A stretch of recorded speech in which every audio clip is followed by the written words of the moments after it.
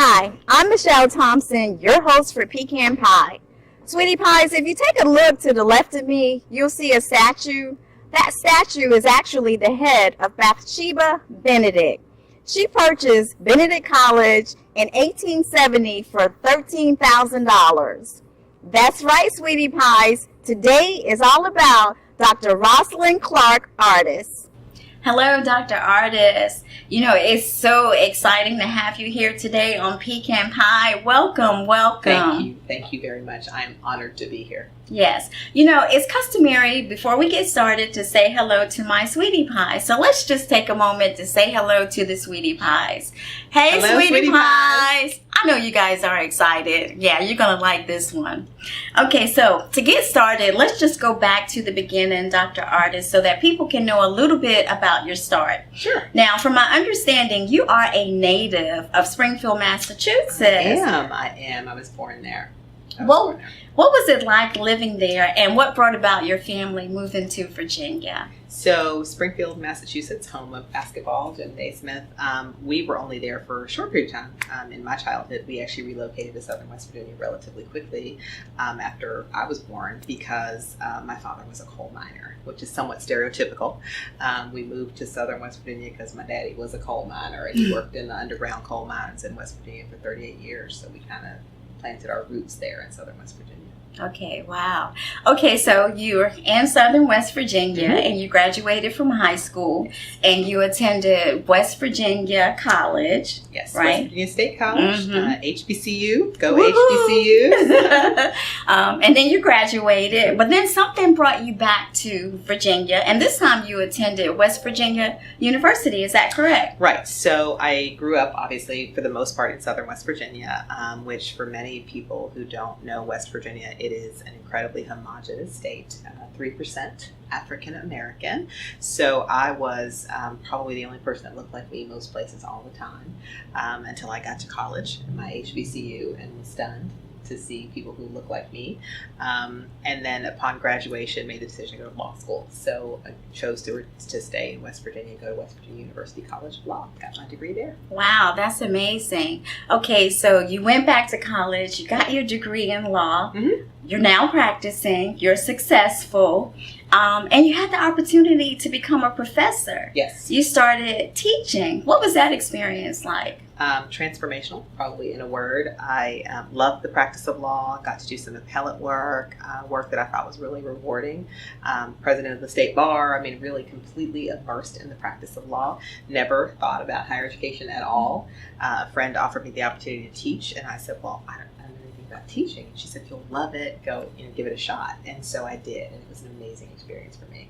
Turns out students in a classroom are an awful lot like a jury in a box. They have to listen to you, except they're not subpoenaed. So love that and continue to do more and more and more of that, and really caught the education bug. Wow, that's amazing. So what was it, a particular experience, maybe perhaps for a student, that made you say, you know what, I'm going to continue doing this, even though you had a chance to teach, you're a professor now and you loved it. Usually it's just that one thing that just carries us right on over to continue down that career path. You are absolutely right. I had a student at the end of a course who left me a note. There's feedback for faculty, and the note simply said, "You changed my life." Wow. And I still have it. I kept it. She was an African American. She was studying to be a paralegal because she saw that as the only option available to her.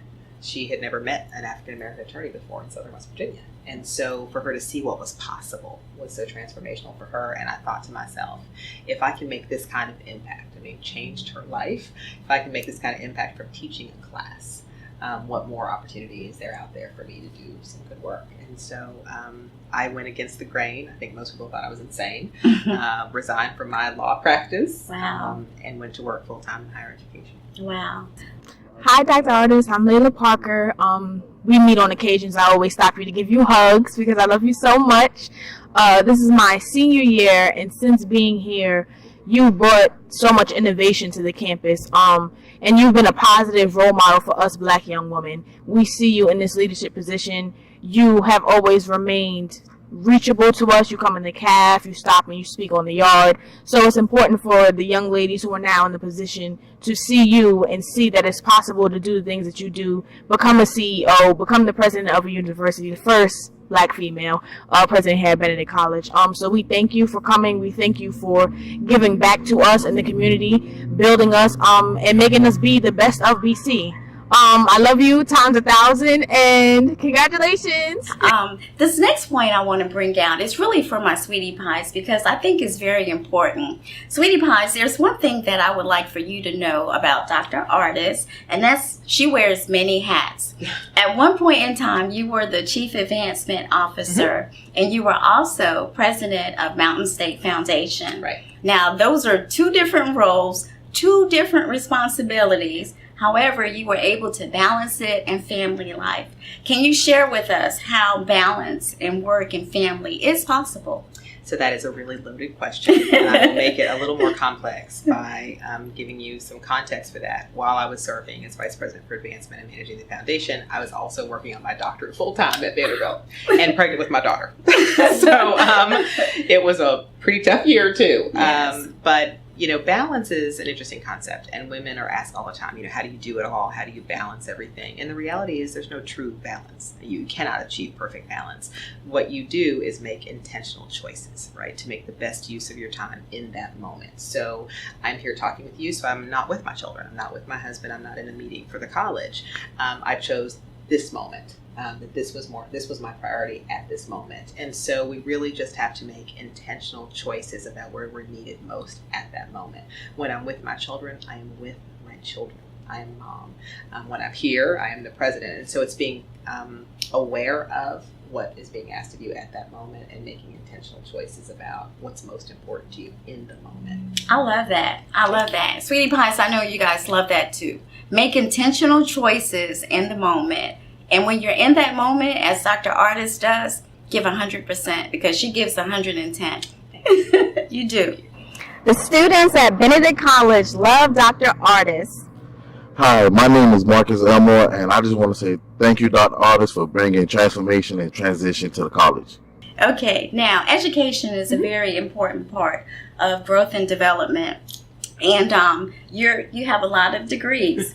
Okay, so we're going to stop at, you have your doctoral degree. Right. Okay, you went to Vanderbilt. Right. But you already had a law degree. Right. What made you decide, okay, I have a law degree, but now I need a doctoral degree? So it's interesting in higher education, a professional doctorate, so the MD, medicine, and the JD for law are not considered an earned doctorate, which I find somewhat peculiar.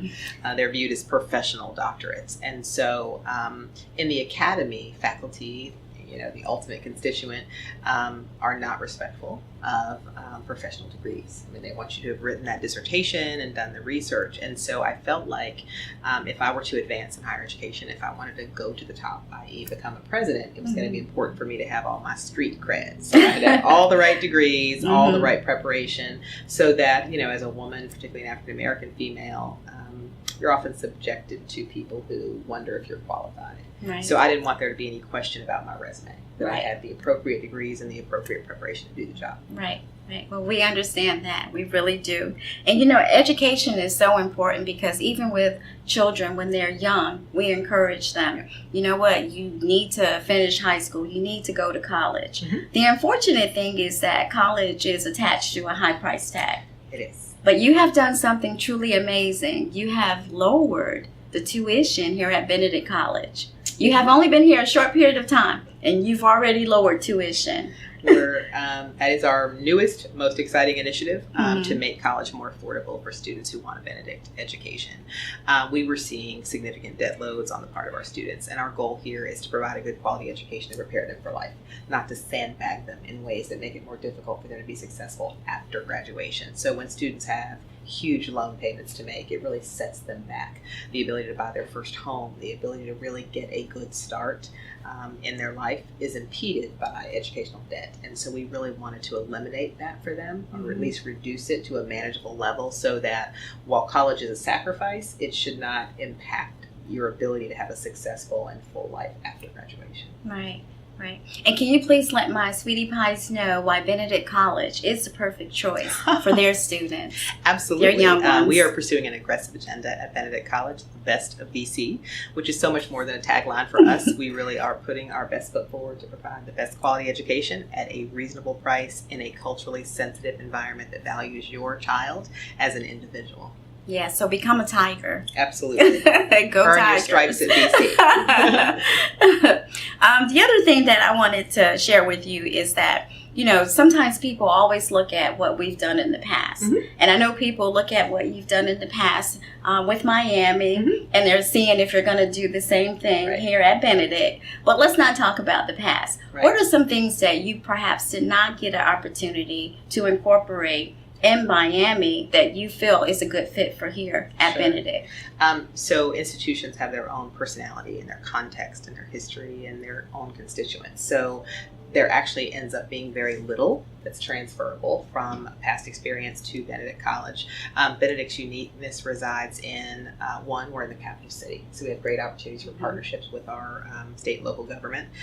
We have opportunities to really enhance our alumni relations. Alumni at BC are absolutely, as young people say, the business, right? Our alumni are phenomenal and fully engaged. It was interesting, a statistic I read the other day, that although some of our competitor institutions, some HBCUs, have higher participation rates among their alumni, we actually give the most. So BC alumni for the last 3 years running have given more than $1 million to Benedict College. So when you think about that, proportionate to our budget, that is huge. That's phenomenal. We did not enjoy that in my past institution. And so that's a big deal for us.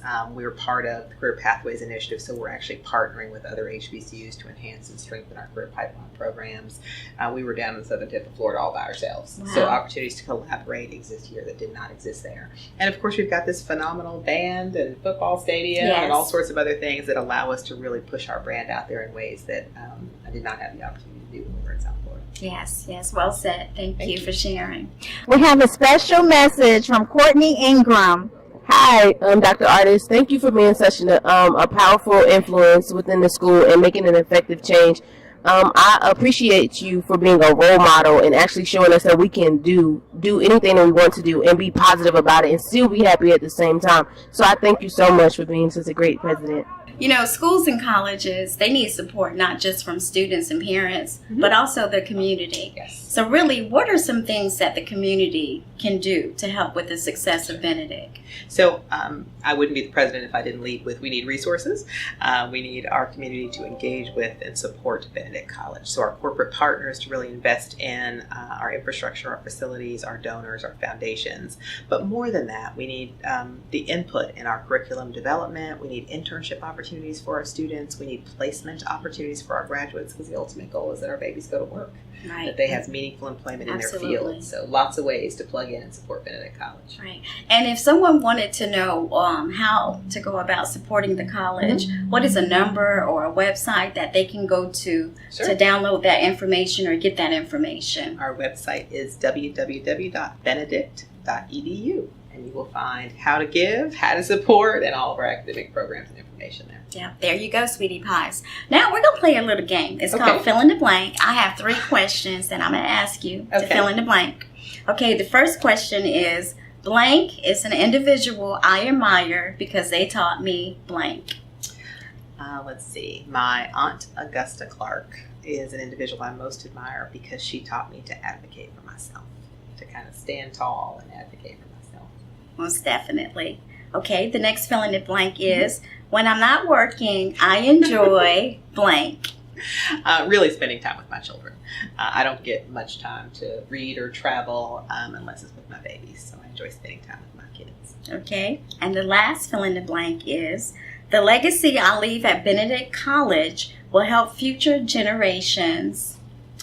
The legacy that we plan to leave is that Benedict College will forever be known as the best of BC, the best small private liberal arts institution in the world. And so my students will be able to leverage that brand to help them find opportunities in the workplace and beyond. Wow, thank you so much, Thank Dr. you. Artis. My pleasure. It has been a pleasure having you on Pecan Pie today. My sweetie pies enjoyed you. I enjoyed you. Thank you. We look forward to your inauguration. We look forward to having you. Okay, now was it as easy as pie? Absolutely. Sweetie Pies, you got a gem. Thank you, Dr. Artis. We love you. This is Michelle Thompson with Dr. Roslyn Clark Artis, and we'll see you next time. Artis, please now officially accept the position of President of Benedict College by placing your left hand on the Holy Bible, raising your right hand, and repeating this, the oath of office.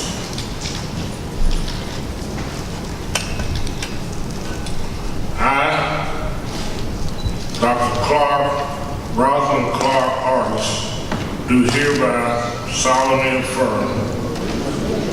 I, Dr. Roslyn Clark Artis, do hereby solemnly affirm That I will support the mission and vision of Benedict College. that I will support the mission and vision of Benedict College, And that I will faithfully discharge the duties that I will faithfully discharge my duties of the office of the President of the office of the President with high integrity and dignity, with high integrity and dignity, with all the rights, privileges, and responsibilities thereunto appertaining to the very best of my ability. So help me God. So help me God.